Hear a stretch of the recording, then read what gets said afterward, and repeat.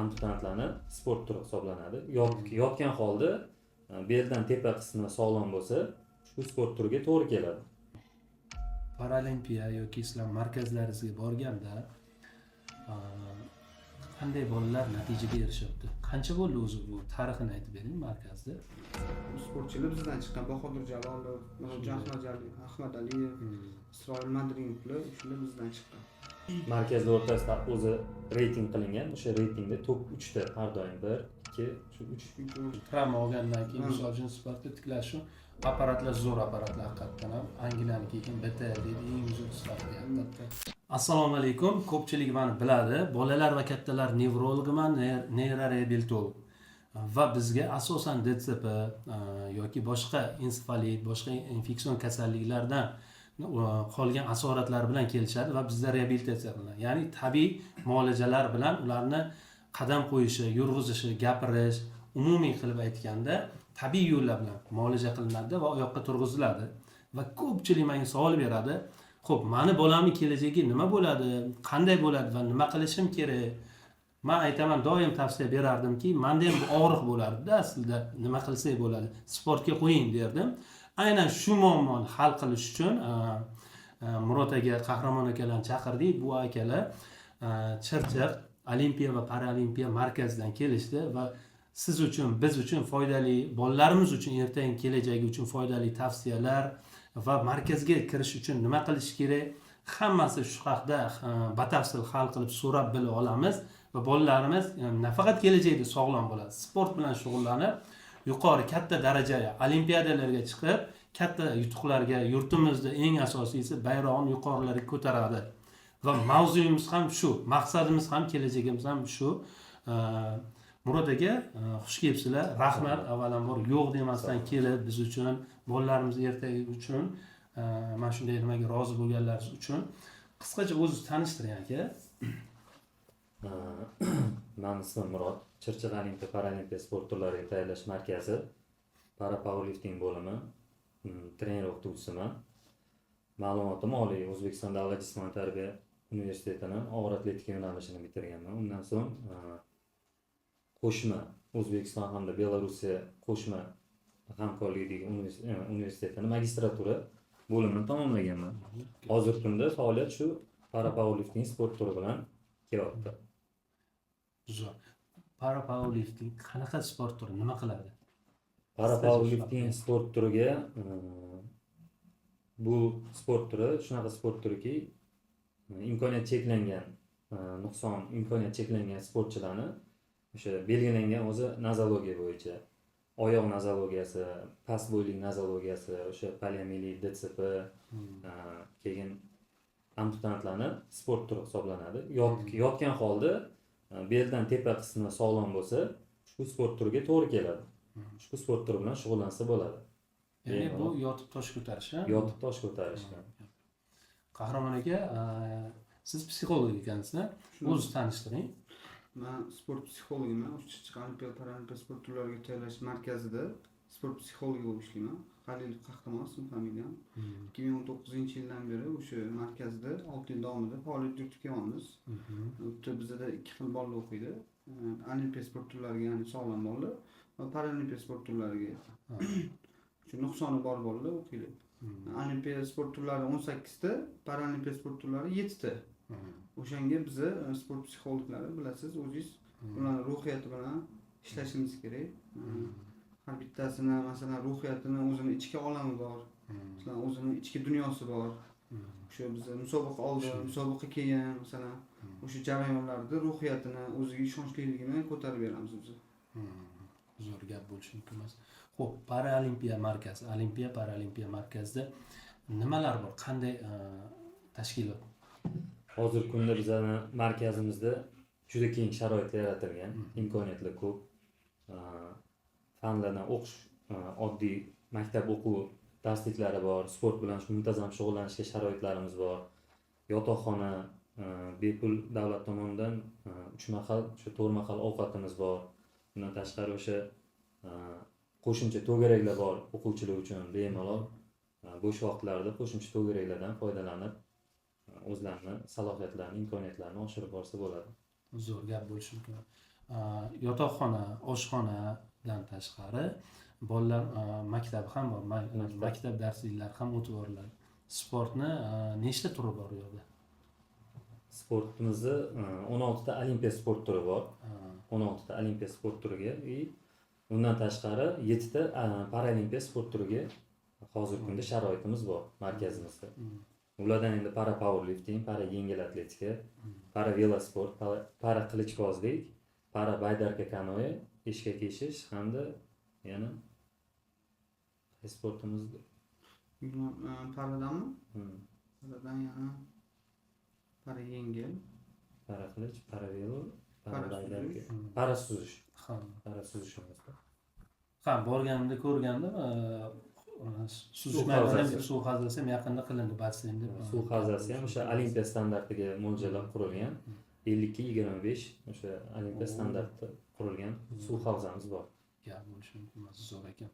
Ayniqsa bizga nevrologiya reabilitatsiyaga kelganda ko'pchiligiga tavsiya qilamizda. Albatta gidrovannalar va suzishga qatnashish foydali. Hamma foydali narsa sizlarda bor ekan. Fizlicheniya xonalaringizni ham ko'rdim, muolajalar dahshat menga ma'qul. Psixologiya sohasi bo'yicha yana bolalar uchun nimalar qilib berasiz aynan? Faqat psixologik birga bir bolalar bilan suhbat qilasizmi yoki ularni kutubxonalar bilan yoki madaniy boshqa narsalar bilan ham qanday programma shu haqida aytib bering? Bizni sport psixologiyasida faqat yakka tartibda suhbat qilmaymiz. Jamoaviy murabbiylar bilan sport mashg'ulotlarida, musobaqa jarayonida har bitta holatini kuzatib boramiz. Endi misol masalan har bitta bolani fiziki ulgura olmaymiz, lekin o'sha musobaqaga chiqadiganlar bilan individual ishlaymiz, jamoaviy ishlaymiz. Shu stress bilasiz, har bitta odamda bir stress bor, qo'rquv, hayajon, shu narsalarni o'ziga ishonchliligini ko'tarib beramiz. Endi bu immuniy psixologiya sog'lom bolalardan ko'ra baribir o'sha nuqsoni bor bolalarga ko'proq kerak bo'ladi. Chunki ularni o'sha bor imkoniyatidan kelib chiqib bizni qanaqadir natijaga erishishni o'rgatishimiz kerak bo'ladi. Psixika shunaqa narsada. Shu insonda har bitta insonda nimadir nuqsoni bo'lsa, o'ziga bo'lgan ishonchliligi tushib ketadi. Shu narsani biz ko'tarib beramiz. Xo'p, paralimpiya yoki sizlar markazlaringizga borganda qanday bolalar natijaga erishyapti? Qancha bo'ldi o'zi bu tarixini aytib bering markazda? Bu markaz bo'lishi yaqin kunlarda bo'ldi. Bu mana shu 2022-yildan buyog'iga markaz nomini oldi. Ungacha olimpiya kolleji bo'lgan, olimpiya ixtisoslashtirilgan maktabi bo'lgan, undan oldin maktab internati bo'lgan. Bu 90-yillardan buyog'iga bo'lib kelayotgan o'zi bor oldindan bor sport maktabi bo'lgan. Davr yangilanib, shu imkoniyatlar keng bo'lgandan keyin nomi o'zgarib, oxiri shu hozirgi kunda Chirchiq olimpiya paralimpiya sport turlari tayyorlash markazi bo'ldi. Imkoniyatlari keng. Har bir sport yo'nalishidan, bizadagi misol uchun olimpiya sport yo'nalishidan natija qilgan sportchilar imtiyozli ravishda oliy ta'lim muassasalariga, xalqaroda o'rin oladigan bo'lsa, grant asosida o'qishga kirishi mumkin. Shunaqa imtiyozlar bor, davlat tomonidan yaratib berilgan hozirgi kunda. Sportchilarimiz hozirgi kundagi natijalari yuqori. Yaxshi natijalarga erishib kelishyapti. Olimpiya yoshlar o'rtasida, o'smirlar o'rtasida olimpiya o'yinlarida, Osiyo chempionatlari, Osiyo o'yinlarida hozirgi kunda mana shu bizning o'zimizni para powerlifting sport turimizni 2023-yilda Rajab va Umida 2003-yilda tug'ilgan qizimiz markazimizdan birinchi jahon chempioni hisoblanadi. Kelayotgan mana shu iyun oyida Xitoy Beijing shahrida jahon kubogi musobaqasi bo'lib o'tadi. O'shanga bizning markazdan para powerlifting sport turidan ikkita o'quvchimiz ro'yxatga tushgan, xudo xolasa. Ishtirok etish kutilyapti. Xo'p, biz markazni ko'rdik, oshxonalari ham, yotoqxonalari ham juda ham yaxshi, ma'qul. Sig'imi qanaqadir markazda? Nechta bolagacha qabul qila olasizlar? Biza umumiy sog'lomlar 450 ta, o'sha umumiy 450 dan 10%ga para sport turlariga qabul qilamiz. 45 ta. Sport turlariga qabul qilamiz. 7 ta sport turiga o'sha 45 tani aniq qilamiz. Umumiy 450 ta, shundan 10% paralimpiya. Общий shunda umumiy 495 ta sportchi qabul qilamizda.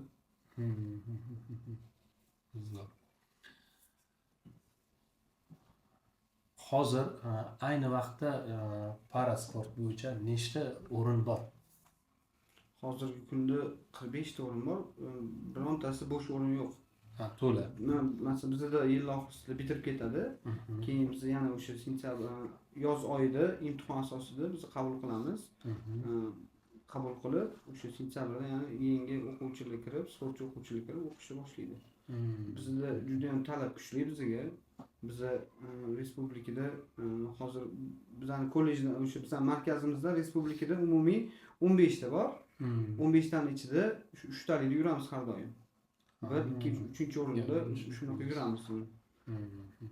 Markazlar o'rtasida o'zi reyting qilingan. O'sha reytingda top 3 ta har doim 1, 2, shu 3 o'rinda yuramiz. Mana shu top reytingda yuriladi. 3 talik top reytingda yurar ekansiz. Qaysi ko'rsatkichlaringiz bilan shu 3 talik reytingdasizlar? Yaxshi qarab ovqatimi yoki natijalaringizmi yoki yangi texnologiyalarmi? Yo'q, bizda natijaga qaraladi faqat. Ha. Faqat natijaga qaraladi. O'sha sportchilarni O'zbekiston chempionatlarida, Osiyo chempionatida, Jahon chempionatlarida, olimpiadalarda o'rin olgan sportchilar medallarning soniga qaraladi. O'sha sonlar bo'yicha biz har doim 3 talikda yuramiz. Xabaringiz bo'lsa, o'sha bizdagi hozir boksyorlarimiz juda ham koinotda birinchi o'rinda desa ham bo'ladi. Xudoga shukr gapiramiz. O'sha bokschilarni ayrim sportchilar bizdan chiqqan Bahodir Jalolov, Murodjon Ahmadaliyev, Isroil Madrimovlar shular bizdan chiqqan. Bizdan boshqa sport turlarida ham bor. Og'ir atletikada Adhamjon Ergashev bor, Doston Yoqubovlar hammasi bizdan chiqqan. Usal Sunnat. Shular jahon miqyosida, olimpiya miqyosida o'z o'rniga ega bo'lgan sportchilar. Osipova mana hozir yaqinda yangi kashf qilindi taekvondo sport turi bo'yicha. Osipova Svetlana 3-o'rinni qo'lga kiritdi. Ikkinchi o'rinni qo'lga kiritdi olimpiadada o'sha Tokio, Parijda bo'lgan parijlik sportchi bilan tushib finalda 2-o'rinni qo'lga kiritdi. Xo'p, bular olimpiada yo'nalishi. Paralimpiya bo'yicha yo'nalish bo'yicha nechta sizda O'zbekiston chempioni bor, Osiyo chempioni bor? Hozirgi kunda bizning bo'limimizdagi, o'sha para-powerlifting bo'limidagi 8 ta o'quvchimiz hammasi sovrindor bo'lgan, chempion va o'sha sovrinli yo'l bilan qo'lga kiritgan. 8 ta bola bo'lsa, 8 tasi ham sovrinli o'rin bor. O'rin olib kelgan. O'zini qolgan sport, parasportlarda ularda klass beriladi-da, o'sha yo'nalishi klassga qarab, imkoniyatiga, jismoniy imkoniyatiga qarab beriladi. Para powerliftingda ves qo'yilgan, kilogramm qo'yilgan, o'sha kilogramga qarab bo'linadi. Har bittasi o'zini vesida, shaxsiy vaznida natija ko'rsatgan. 8 ta o'quvchimiz ham 8 talasida ham natijasi bor. Shundan eng ikkita yaxshi sarasi jahon chempionatiga, jahon kubogiga yo'llanmani qo'lga kiritgan. Qo'lga ham kiritdi. Bu O'zbekiston chempionati 12 ta viloyat hamda bitta avtonom Qoraqalpog'iston Respublikasi o'rtasida bo'lgan ishtirok bo'lishi mumkin. Xo'p, markazlaringizga bolalar keldi. Qandaydir qorin og'rig'i, somatik kasallik bo'lishi mumkin yoki boshqa holatlar. Qanday bu tibbiy jihozlar yoki tibbiy yordamlar, qanaqa shifokorlar vositalarida qanday yordamlar bor shu haqida? Davlatimiz tomonidan tibbiyotga, sport tibbiyotiga ayniqsa juda ham ko'p e'tibor berilyapti. Yaqinda ham yangi o'sha tibbiy jihozlar chet elniki deb aytsak bo'ladi. Masalan, chet elniki bizga har bitta markazlarga tarqatiladi. O'sha MCKT, ya'ni UZI apparati, ya'ni qanaqadir apparatlar. Ularni ko'rdim. Fizlecheniya apparati, organizm tiklash uchun, travma olgandan keyin misol uchun sportda tiklash uchun apparatlar zo'r apparatlar haqiqatdan ham Angliyaniki ekan BTL deydi, eng zo'r sifatli haqiqatdan. Bizda tibbiyot xodimlari qanaqa shifokorlar bor yana? Bizda Kojinlik bor. O'sha teri kasalliklari bo'yicha bilasiz, sportchilar juda ham ko'p kuzatiladi, teri kasalliklari. Kurash sport turlarida terlikda bir-biriga o'sha qo'lini qo'yganda yuqadigan kasalliklar. Keyin pediatr bor, bolalar pediatriyasi bor. Keyin travmatolog bor, Travmatolog, ortoped bor. Keyin shu bosh shifokor bor, keyin hamshiralar bor. Sport dietologimiz ham bor. Sport dietolog ham bor. Sportchilarning ovqatini doimiy ravishda o'sha nazorat qilib, masalan, demak 4-5 xil mutaxassislikdagi yo'nalishdagi shifokorlar bor. Gap bo'lishi mumkin. Xo'p, Murod aka, nima uchun shu sohani tanladingiz? Avvaldan bilarmidingiz yo yo'l-yo'lakay bo'lib ketdimi paralimpiya nimasi? Oldin o'zi og'ir atletika yo'nalishida edim. Shu turdosh sport turi bo'lganligi uchun, markazda yangi tashkil qilinganligi uchun rahbariyatimiz tomonidan ham shu narsa taklif berildi. Shu tomonda o'zingni ham bir sinab ko'rgin, qanaqa bo'ladi, yangilik natija qilib ko'ramiz. Tavsiya berishdi. Xudo xolasa mana yaxshi hozirgi kunda sohada o'zimiz sinab ko'ryapmiz. Kam bo'lishi mumkin emas. Natijalarga erishyapmiz. Qahramon aka, sizchi aynan shu sportchilar psixologiyasi bo'yicha o'qiganmisiz nimaga? Institutda yoki bularnikidek taklif, tavsiyaga ko'ra ustozlarni nimasiga qarab kirdingizmi? 2015-yil O'zbekiston Davlat jismoniy tarbiya universitetini sport psixologiya yo'nalishiga o'qishga topshirib, shu 4 yil yo'lda tahsil olib, 2 yil magistraturada o'sha sport psixologiya yo'nalishi bo'yicha magistraturada o'qib, shu yo'nalishga kirganman. O'zim ham sportchi bo'lganman. Og'ir atletika sport turidan sport ustasiman. Endi men o'ylaganman shunaqa, men chunki bizni davrimizda masalan sport psixologiyasi nimaligini biz tushunmasdik. Psixologiya o'zi oldindan endi biz O'zbekistonga endi yangi kirib kelayotgan, endi rivojlanayotgan bitta sohalardan bittasi-yu. Masalan, oldin bizda bo'lmasdi. Bu markazda ham 2019-yildan beri tashkil qilingan sport psixologiya 3 ta psixolog bo'lib ishlaymiz. 2 ta olimpiya sport turlariga va 1 ta paralimpiya sport turlariga aniq qiladi, javob beradi. Qarang, Qahramon aka, mana 2 ta sportchi turibdi. Bittasi 6 oy yoki 1 yil oldin boshladi dedik. Va 1 yil oldin boshlagani ham kuchi ko'proq, 1 yil keyin boshlaganiga nisbatan, lekin bittasi 6 yillik, bittasi 5 yillik tajribasi bor. Bittasi psixolog zo'r ishlagan, o'sha ko'proq tajribaga ega sportga 1 yil oldin kelgan, kuchi ko'prog'i qaysi biri bir-biri bilan kurashga tursa, misol uchun boks deylik, misol uchun kurash. Psixologiyani ahamiyati shunday kuchlimi? Boyagi 1 yil keyin kirgan kuchi kamroq yutishi mumkin, psixologik jihatdan kuchli bo'lsa. Sizni savolingizni tushundim. Endi siz savolingiz o'rinli bo'lyapti. Psixologiyani nima kerakligini o'rnini tushuntirib beraman sizga. Masalan, hozirgi zamonda juda ham jadallashib rivojlanayotgan zamonda yashayapmizda biz. Juda ham har taraflama masalan sportchilarni individualniy har bitta mushaklariga ahamiyat berishyapti. Kerak bo'lsa shunaqa chet elda shunaqa sportchilar bor, har bitta mushaklariga ahamiyat beryapti. Shu tarzda psixologiyasiga ham anaqa nima deydi? E'tiborsiz qolishmayapti-da. 2 ta sportchi finalga chiqdi masalan.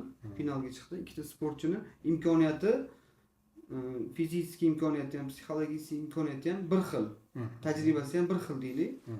O'shanda qaysi biri o'sha jarayonda psixologik o'zini bosa olsa, psixologik o'zini boshqara olsa, o'shanda g'olib bo'ladi. Imkoniyatlar bir xil, lekin o'sha imkoniyatlar bir xil qolgan paytda psixologiyaga tayanadi sportchi. Masalan, qaysi bir to'lonida psixologiya hayajonlanib qolishi mumkin. Bosimli bo'ladi har xil. Masalan, tomoshabinlarning bosimi bo'ladi. Chet elga chiqsangiz, chet elda o'zi qanaqadir vataningizdan uzoqdagi bosim bo'ladi. Shu bosimlarni yengib o'tgan sportchi o'shanda g'olib bo'ladi. Psixologiya shunga kerak. 2 ta sportchini imkoniyati bir xil bo'lsa, o'sha paytda psixologiya rol o'ynaydi. Xo'p, markazga menga ko'pchiligi menimcha yoqdi, menga ham qiziq bo'ladi, xuddiki shunday shug'ullanar ekansizlar, xuddi inagadek-da bolani kasal bo'lsa qarab, hamma narsa bor ekanda. Markazlarga kirish uchun qanaqadir to'lov bormi? Nima qilish kerak? Markazga kirish uchun hech qanaqa to'lov yo'q. Kirgandan keyin nima bor? Yotoqxonasi bor, ovqatlanish bor. Bularning hammasi o'sha davlatimiz tomonidan yosh sportchilarga yaratib berayotgan sharoitlar. Buning uchun bizda o'sha bosqichma-bosqich deb aytamiz. Mana shu prezidentimiz, vazirliklarimiz o'zi tegishli ko'rsatmalari, qarorlari bilan sport maktablariga qabul qilinadi yosh sportchilar, o'sha sog'lomlashtirish guruhlaridan o'tib, undan keyin o'sha olimpiya sport turlariga, bizaga, markazimizga o'qishga qabul qilinadi. Undan keyin bizadan o'tib oliy sport mahorat maktablari bor. Xalqaroga ko'proq chiqadigan o'sha sport guruhlariga o'tadi. O'shalardan bosqichma-bosqich o'tib boriladi o'zi. Hamma narsa o'sha belgilab qo'yilgan qat'iy tartib asosida bo'ladi. Oldindan hech qanaqa to'lov yoki o'sha ovqatga, yotoqxonaga hech qanaqa to'lov degan narsani o'zi yo'q. Natija qilayotgan yosh sportchilar har doim o'sha kuzatuvda, nazoratda murabbiylar tomonidan kerak bo'lsa o'sha yaxshi iqtidorli sportchilarni, trenerlarni, murabbiylarni o'zi markazga tavsiya qiladi, yo'llanma berishadi. O'sha sport maktablarida shug'ullanayotgan murabbiylar. Xo'p, yozda bo'ladi dedingiz-a? qabul jarayonlari qabul yozda bo'ladi. bo'ladi. Ha? Qaysi shuncha sanasini, oyini aytib bera olasizmi? Qachon bo'ladi shu? Qabul jarayoni iyunda boshlanadi. Bitta sana belgilanadi. Masalan, har yil har xil sana vazirlik tomonidan belgilanadi o'sha sana. Qayerda e'lon beriladi mana shu ochilganligi? Bizani o'zimizning saytlarimiz bor. O'sha saytlarimiz Nima sayt oti? Chirchiq Paralimpiya sport turlari tayyorlash markazi bor. Sizga endi ko'rsatamiz. Havolasini chiqib Havolasini qo'yib qo'ysanglar, o'sha saytlarimizda yoritib boramiz. Har doim. Qabul oldi. Qabul oldi. O'sha jarayonlar boshlanadi. Taxminan 12-iyundan 12-iyulgacha qabul bo'ladi. Avgust boshlarida imtihon bo'ladi. Xo'p, mana shu iyulda qabulda nechta olish rejalashtirilgan bolalarni? Paralimpiya yo'nalishi bo'yicha va olimpiya yo'nalishi bo'yicha. Bizda har yili o'sha belgilanib qo'yilgan kvotadan biz chiqa olmaymiz. Lekin bitta o'ringa 15 tadan 20 tagacha bola to'g'ri keldi. Oho, shuni O'tgan yili 15 tadan 20 tagacha o'ringa bola to'g'ri keldi. Har bir kvota uchun. Juda ham o'sha saralanib kelgan bolalar oxiri yutib chiqqan bola bizda o'qiydi. Shuning hisobiga ham bizni respublikada 3 talikda yuramiz. Natija zo'r shuning uchun. Natija zo'r. Terma jamoaga yosh iqtidorli sportchilarni, yosh o'sha terma jamoa a'zolarini, o'smirlar yoshlar terma jamoasi a'zosini yolg'on bo'lmasa bir 90%ni markazimiz yetkazib beradi. Har bitta sport turi, dzyudo, boks, og'ir atletika, para sport turlarimizdan, para yengil atletika, para velosport, para powerlifting. Murabbiylarimiz ham professional Murod aka, bu yo'nalish bo'yicha para olimpiya yo'nalishi bo'yicha sport turlari bo'yicha tanishlarim bor deb har bir mendan so'raydi. Kuzatib boradiganlar ham, ular ham begona emas. Meni bemorlarim, kuzatuvchilar ko'pchilik. Bizga bir afzallik bering. O'sha iyungacha qanday tayyorgarliklarga tayyor bo'lish kerak? Hujjati, boshqa narsasidan tashqari nimaga, qanaqa ko'rsatkichlar bo'yicha ularni olasizlar? Nimaga tayyorgarlik ko'rsin ular ko'proq? Psixologik ham ko'rsinmi? Qanaqa sport? Qanaqa Tayyorgarlik bosqichida bo'lish uchun hozir aytib ketaversam bo'ladimi? Raqamlarni Nazar aytavering, nima bo'lsa. o'sha ma'lumot qoldirib ketamiz. O'sha ma'lumot qoldiramiz, telefon raqamlarimizni qoldiramiz. Murojaat qilishsa, o'sha tavsiya ko'rsatmalarni beramiz. Tayyorgarlik bosqichida bo'lib tursa, qabul jarayonlari boshlansa, o'sha aloqaga chiqamiz qabul boshlangan paytda. Ungacha uy sharoitida yoki bo'lmasa imkoniyati bo'lsa, o'ziga yaqin bo'lgan shahar tumanda o'sha trenajyor zallariga ham chiqib turib, sport maktablarida imkoniyatlar bor. Shu joylarga chiqib turib, murabbiylar bilan gaplashib, tayyorgarlik turishsa, o'zini bergan o'sha nozologiyasi bo'yicha normativlari bo'ladi. Har bitta sport turiga, olimpiya, paralimpiya sport turlariga. Shu normativlardan o'tgan sportchilar, yaxshi natijalarni ko'rsatgan sportchilar markazimizga qabul qilinadi.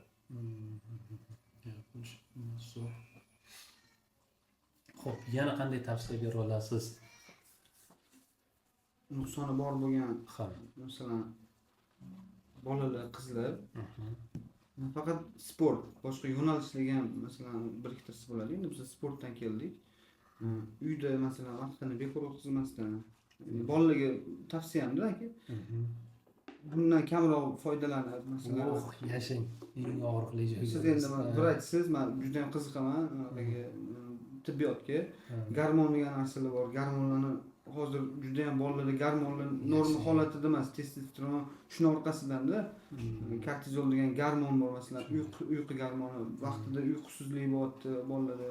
Bizning markazimizda 10 dan keyin yig'iladi hammasi. Mana shunisi yoqdi. Hammasi 100% yig'iladi. Ertalab o'sha bo'sh vaqtida telefon beriladi. Telefondan unumli foydalanib, ya'ni o'sha yig'ib olinadi. Qo'pol qilib aytganda, bizda vaqti yo'q bolalarning. Bo'sh vaqti bo'lsa, dam olish vaqti bor. Bola albatta dam oladi, chunki fiziki bola dam olish kerak-ku. Mashg'ulotdan oldin tiklanish uchun dam olish kerak. Demak, kun tartibi qat'iy tuzib chiqilgan. Juda ham qat'iy va nazoratda qaraladi. Tarbiyachisi bor o'zini. Bolani masalan sizga kun tartibini aytib beradigan bo'lsam, ertalab 6 da turiladi. Ertalabki badan tarbiya, keyin nonushta, nonushtadan chiqiladi, kiyimini alishtirib, oq ko'ylak, qora shimni kiyib maktabga ketilinadi. Maktabdan 10:30da keladi, 11da trenirovka. Trenirovkasini soat 12:30-1gacha qiladi, keyin tushlik bo'ladi, obed. Obeddan chiqadi, maktab yana 2 soat maktab bo'ladi. Maktabdan chiqadi, o'zi 1 soat, 2 soat uyqu payti bo'ladi ularning. Mashg'ulotdan oldin o'sha tiklanish uchun, keyin yana soat 5da mashg'ulot. Mashg'ulotdan chiqadi, kechki ovqat. Kechki ovqatdan chiqadi, xonaga boradi, darsini qiladi bola. Обязательно tarbiyachilarimiz bor, boshida turib darsini qildiradi. O'zi soat 10 bo'lgan bo'ladi. Soat 10 bo'lgan bo'ladi. Yo'q, ishini qilguncha keyin o'sha adbo'y bo'ladi keyin. Ovqatlanish mahali necha mahal bo'ladi? Ovqat Dietolog tomonidan tuzib beriladi. dietolog tomonidan tuziladi. O'sha bolalarni masalan vес qaytaradigan bolalar bo'ladi. Hammasi dietolog tomonidan nazorat qilinadi. Sportga tayyorgarlik ko'radigan, finalga chiqadi, ularga alohida qilinadi. Ovqatlanishimiz 4 mahal. Obeddan keyin soat darsdan chiqib, ularni o'sha obeddan keyingi anaqasi bor o'zini. Qo'shimcha ovqati bor. Soat 4da beriladi. Mashg'ulotdan oldin bir sportchiga quvvat kerak, bilasiz. Sportchilar o'sha mashg'ulotdan oldin yana bir mahal qo'shib beriladi. O'sha nonushta, tushlik, shu obeddan keyingi qo'shimcha ovqatda, keyin kechki ovqat. 4 mahal issiq ovqat beriladi.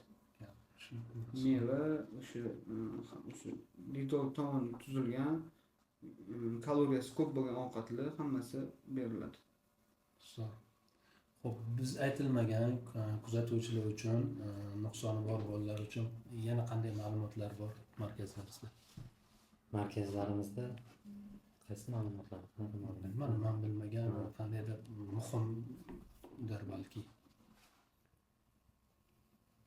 Imkoniyat cheklangan bolalarga endi sport turlarimiz hozircha 7 ta o'sha sport turlari bo'yicha imkoniyatlarimiz bor. Xudo xolisa bu taklif berilyapti. Yanada kengaytirish bu narsani, misol sport turini, para stol tennisini qo'shish taklif berilyapti, para badminton taklif bilan chiqishyapti. Shunaqa imkoniyat cheklangan bolalar bor, shu sport turiga to'g'ri keladigan para bo'yicha sport turini ochishi taklif berilyapti. Endi xudo xolisa ko'rib chiqiladi bu narsa rahbariyat tomonidan. Mana shu kelayotgan qabul payti yozda taklif berilgan, ma'qullansa, joylarimiz, sharoitlarimiz hammasi to'g'ri keladigan bo'lsa, albatta ularga ham imkoniyatlar ochib beriladi. Yangilik bo'lib turibdi hozir, endi yangilik bo'ladi xudo xolisa. Shu yo'nalishlarimiz bo'yicha. Xo'p, viloyatlarda ham bor shunday markazlar. Mana shu markazlarga qatnab yurgan para sportchilar bor. Shularga 3 ta tavsiya bering, chempion qiladigan. Birinchi o'rinda kun tartibi, o'zini nazorat qilish, keyin bekorchi vaqtini har xil bo'lar bo'lmas telefon, videoroliklarga sarflamasdan kitob o'qish. O'sha narsa sportchi emas, sportchi bo'lmagan yosh o'sib kelayotgan bolani ham muvaffaqiyatga erishishga yordam beradi. Shunday, to'g'ri. Chirchiq Olimpiya Paralimpiya markaziga topshirish uchun nuqsoni bor bolalar. Shunday 3 ta tavsiya beringki, sizlardan zo'r o'tsin imtihonlardan. Tayyorgarlik bugundan boshlash kerak. Zo'r, birinchi kundan eshitganlaringizdan boshlaylik. Bugundan boshlab imkon darajasida shu to'xtab qolish kerak emas. Iroda, matonat, ko'rib turganimizdek o'sha para sportchilarimiz xalqaro miqyosda ham yaxshi natijalarga erishyapti. Aynan o'shalar ustoz yaqin trenajyorda mashqlar boshlash. Albatta murabbiy tavsiyasi kerak bo'ladi. U hech qachon o'z xohishi bilan o'zini nimasi bilan qilish kerak emas. Har xil holat bo'ladi. Shu tayyorgarlik bugundan iroda, matonat, kuch topib boshlash kerak. Yaxshi. Boshqa aytadigan gaplar ham sizlarga? Nimalarni o'ylab kelib, nasib olib markazimiz tavsiya qilamiz endi shu bir bo'ladiga ishonmasda beraman. Xo'p, biz kuzatadigan tomoshabinlarga nuqsoni bor yoki olimpiya qiziqadigan o'z maslahatlaringiz. Nima maslahat berasiz? Nuqsoni bor bo'lgan o'sha bolalarimiz hech qachon psixologik jihatdan tushkunlikka tushishni istamayman. Men qatori hech kim istamaydi. O'zini qo'lga olib, yanada kelib chiqadigan o'sha bor imkoniyatlardan foydalansa, muvaffaqiyatga erisha oladi. har bir bola xohlagan narsasini uddalay oladi. Albatta, Faqat albatta. xohish bo'lsa bo'ldi, ruhiyati baland bo'lsa bo'ldi. Masalan, mana oyog'im nuqsoni bor ekan deb to'xtab qolish kerak emas. Uni bitta oyog'i bo'lmasa, yana bitta oyog'i bor. Ikkita qo'li bor masalan, Shunday. tili bor, qulog'i bor. Qolgan narsalardan nima deydi, unumli foydalansa, sog'lom odamdan ham ko'proq imkoniyatlarga erishsa bo'ladi, muvaffaqiyatga erishsa bo'ladi. Buni masalan Paralimpiyada bildik masalan.